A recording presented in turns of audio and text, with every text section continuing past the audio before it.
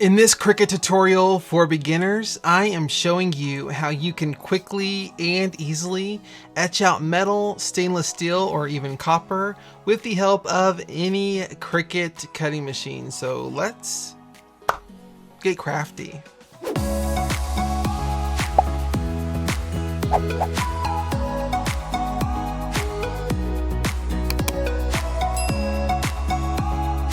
Hey, I'm Michael from the Mr. Crafty Pants YouTube channel, where I show you tips, tricks, and tutorials on how to use and master your Cricut cutting machine. And today I am partnering up with Design Bundles, and we are bringing you all a Cricut tutorial that is super easy to understand, and it goes step by step, which is perfect for Cricut beginners. However, I promise you, even if you've been doing the whole Cricut thing for years now, there will be plenty of little tips, tricks, and techniques wrapped up into this that you do not want to miss. So be sure that you stay tuned until the very end of today's episode, because you do not want to miss out on a single Cricut minute. Now y'all, today I am so excited because we are etching out metal with the help of our Cricut cutting machine. And here's the thing, I will be using my Cricut Maker. However, you can use any cutting machine as long as that cutting machine can work with SVG cut files. So you can definitely use a Cricut Joy or a Cricut Explore or even a Silhouette Cameo or a Brother Scan and Cut. You get the idea. Now, in the midst of all this, we are actually making a super cute Cricut Christmas project that would be great to give as a gift or to even use around the house. And to make that Cricut Christmas magic happen, we'll need a few other supplies, starting off with a surface to apply our design to, right? And I'm actually using this cookie turner right here from the Dollar Tree. Now let me just tell you guys that I am absolutely obsessed with using this right here, because not only is it super affordable at only $1, but once we're done customizing it, it could look like you spent a pretty good chunk of change on it. And don't get me wrong, you are not tied down to just this cookie turner from the Dollar Tree. You can use pretty much any stainless steel or metal or copper surface, as long as there's no barrier or no powder coating or no wax coating or anything over top of the metal itself. Basically, our solution that we're using to actually etch out the metal has got to come in direct contact with the metal itself. And actually, speaking of that solution, I'm using this ferric chloride solution right here. Now you may notice on the bottle that it does say a copper etchant solution. However, this definitely works on stainless steel and metals as well. Now we're also going to need to create a stencil that we can then apply our design to our surface with. And for this, I'm actually using a permanent adhesive vinyl.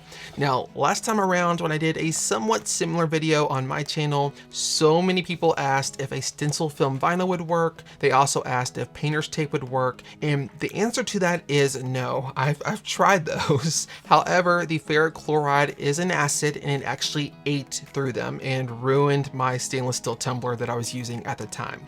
For me, the permanent adhesive vinyl is where it's at. Now, since we are using a vinyl, I'm also obviously going to be using a transfer tape, and this is my favorite stuff right here. It is a medium tack transfer tape. Literally everything that I use or mention or list will be linked for you all down in that description box below, by the way. Just make it a little bit easier. Now, since we are working with an acid, we do need to make sure that we have certain safety measures in place, right? Safety is always first. And one of those measures that we'll definitely need is some baking soda, believe it or not.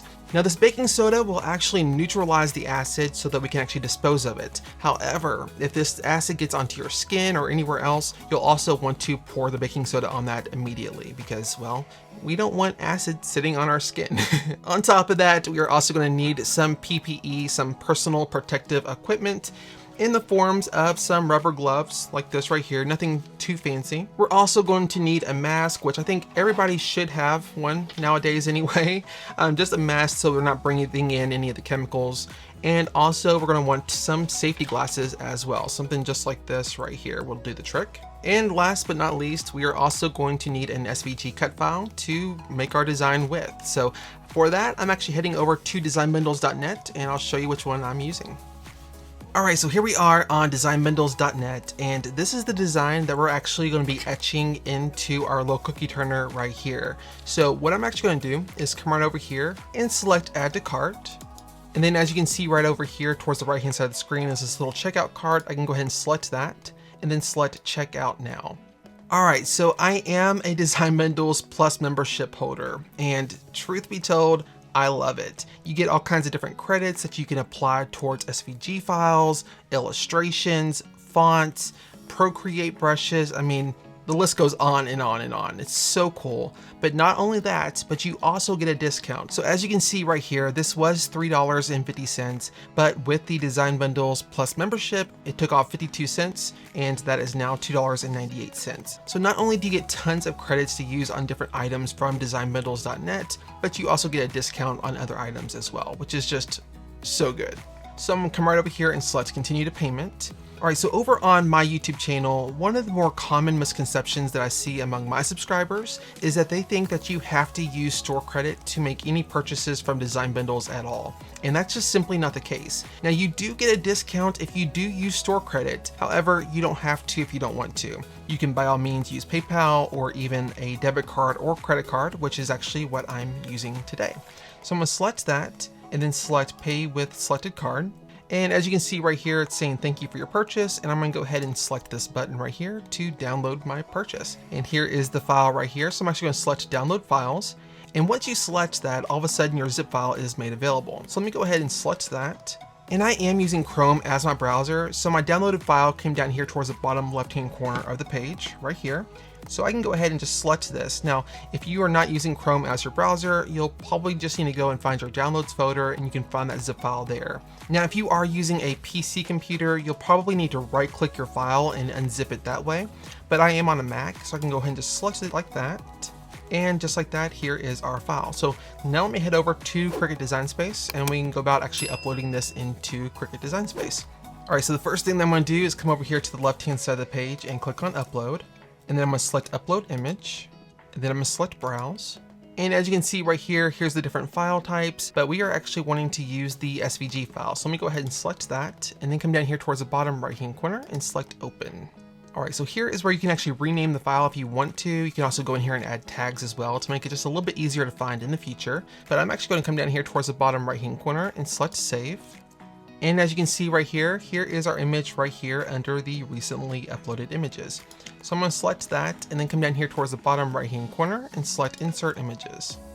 All right, so as we can see right over here to the right-hand side of the canvas, there is a lot of different layers for this particular SVG file. And since we are creating a stencil, we don't really need all of those layers. So what I'm actually gonna do is select the group and then come down here towards the bottom right-hand corner and select Weld. And Weld basically does exactly what it sounds like it's gonna do. It's gonna weld or merge or fuse all of those layers into one solid layer, one solid image. And there we go. So there is our welded image right there. Now, all we really need to do is actually resize this to fit onto our cookie turner. Now to do that, I'm gonna create a template because to me, templates are the easiest way to go about resizing something to fit onto a surface. So to create that template, I'm actually gonna come over here to the left-hand side of the page, click on Shapes, and I'm gonna open up a square.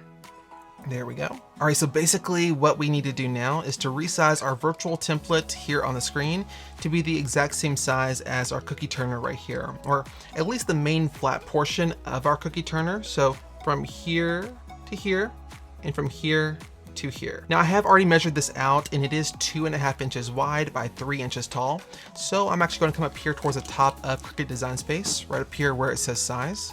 And the first thing I'm going to do is unlock this little padlock, because that padlock is essentially locking in the proportions of that image. So by unlocking it, we can actually have a different measurement for the width versus the height. So for that width, I'm going to put in here 2.5 for 2.5 inches. And for that height, I'm going to put in here 3 for 3 inches. And there we go. Now, if you wanted to change the color of this template just to make it a little bit easier to see, what we could do is come up here towards the top left-hand corner, click on that color swatch, and we can change this to a light gray, like so. And I'm actually going to right-click our image here and then select Send to Front. That way we can actually drag this over top of our template and resize it appropriately. So to resize it, I'm actually going to grab this little resize handle right here at the bottom right-hand corner of our image, and then just drag that inwards like so.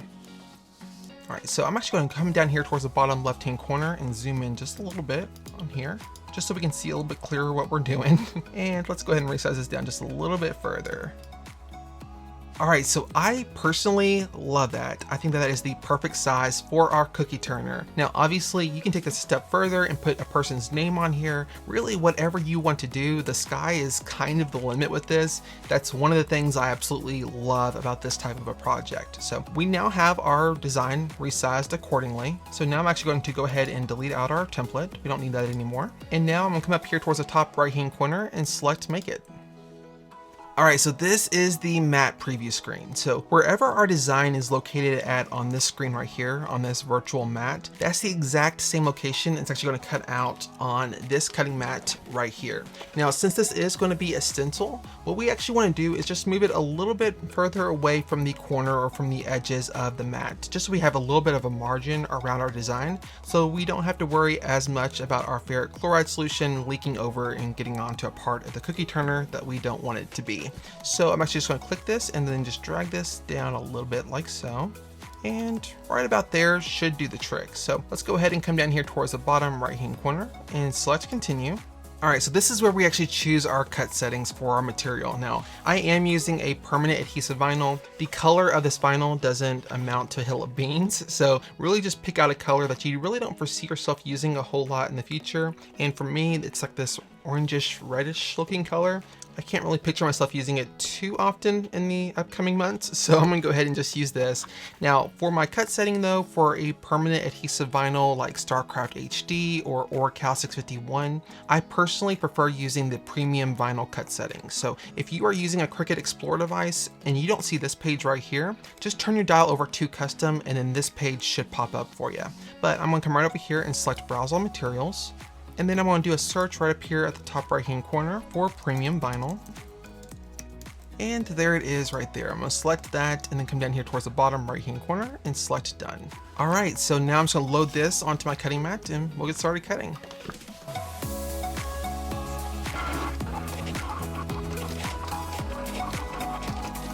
All right, so to actually remove our vinyl from our cutting mat, what I always like to do is flip my mat over and peel my mat away from the vinyl instead of the other way around, just to prevent any damage from occurring to our material.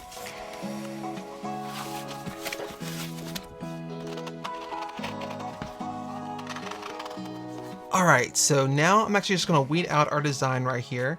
Now, you have to remember whenever you're weeding out a stencil that you basically have to weed in reverse. So what you would normally weed out and remove, you're now leaving behind because, again, you have to think of it in terms of a stencil. So to weed all this out, I'm actually using my favorite weeding tool, which is the Pen weeding tool. This thing is like magic. Like, I absolutely love this.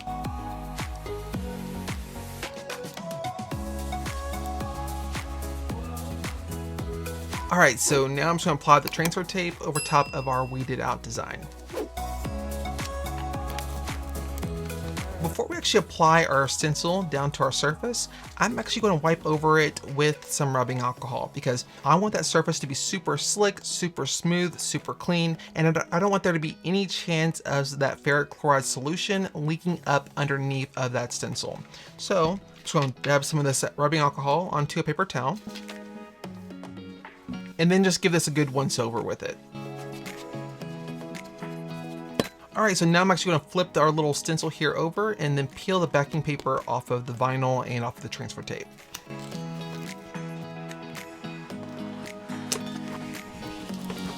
So now I'm just going to very carefully peel off the transfer tape.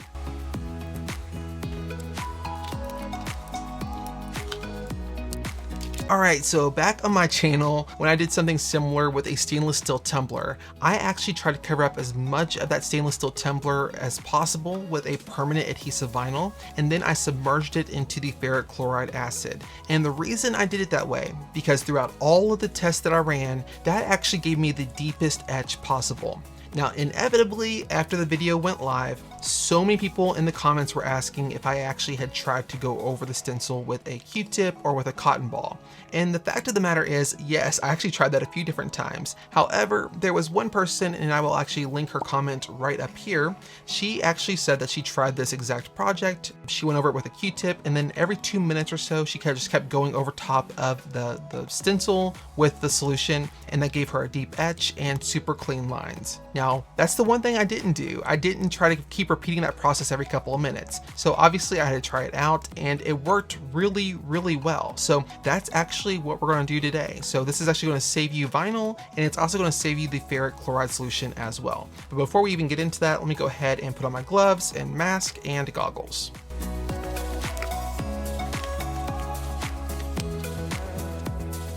Don't judge me. Alright, so I'm not sure if you can actually hear me too well underneath of this mask, so what I'll probably do is insert a voiceover right about here. Okay, so with this process, I pour some ferric chloride onto a cotton ball and just simply dab it onto the metal. Once I've covered the entire surface, I let it sit for just a couple of minutes, and then I keep repeating that same exact process for a total of about 10 to 15 minutes. Now, the reason I blot on the ferric chloride versus wiping or rubbing it on is just because I don't want to run the risk of actually moving any of my vinyl or run the risk of actually pushing any of that ferric chloride up underneath of the vinyl. Once finished, I just simply rub some baking soda over the entire surface to completely neutralize the ferric chloride acid, and then I just dust it into the garbage can and wash off the surface.